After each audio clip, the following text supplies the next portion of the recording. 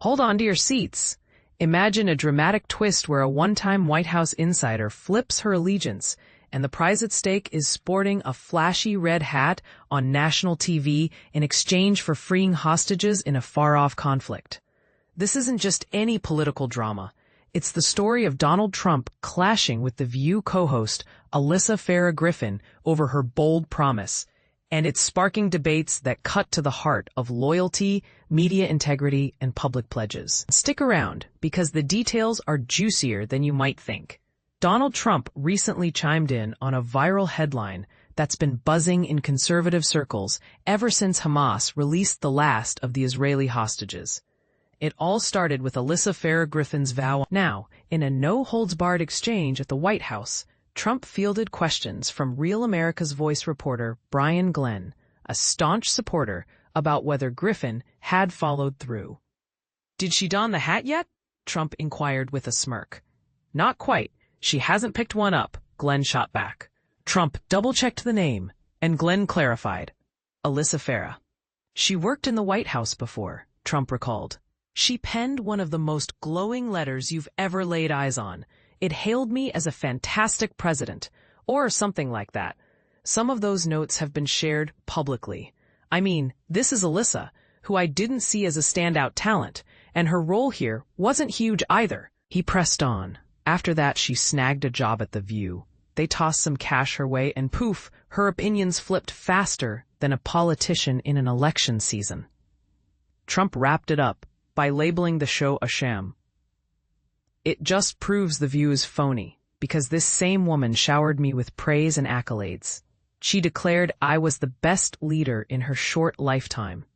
And trust me, she's not that young, so it didn't feel like high praise, though I've gotten warmer ones." Now she's singing a different tune. To break it down for anyone new to this saga, Alyssa Farah Griffin held the position of Director of Strategic Communications at the White House during Trump's initial term back in 2020. She stepped down that December, and Trump's nod to a beautiful letter likely points to her exit note. In it, she lavished the administration with compliments, highlighting its achievements and calling her time there the honor of a lifetime. But here's where it gets controversial. Following the January 6th Capitol riot, Griffin openly criticized Trump, distancing herself from the chaos.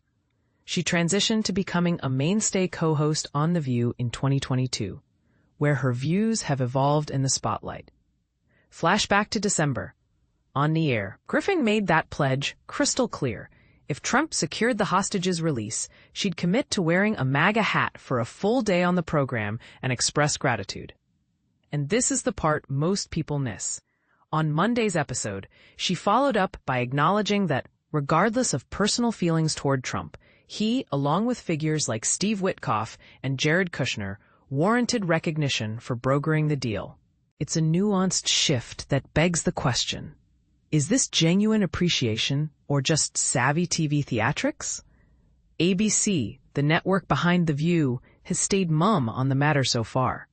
But this isn't the first time tensions have flared between the... And for those scratching their heads, this rule is a broadcasting guideline that mandates equal airtime for all political candidates if one appears on a show.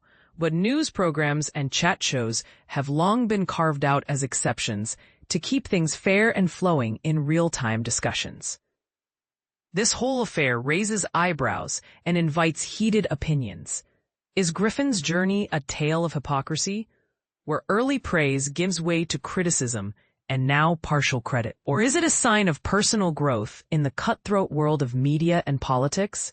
And what about Trump's accusations? Are they fair, or just another swipe in the ongoing media wars? Do pledges like wearing a MAGA hat trivialize serious global issues, or do they humanize complex negotiations?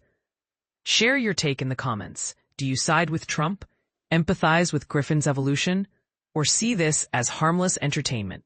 Let's debate. What do you think really drives these public shifts?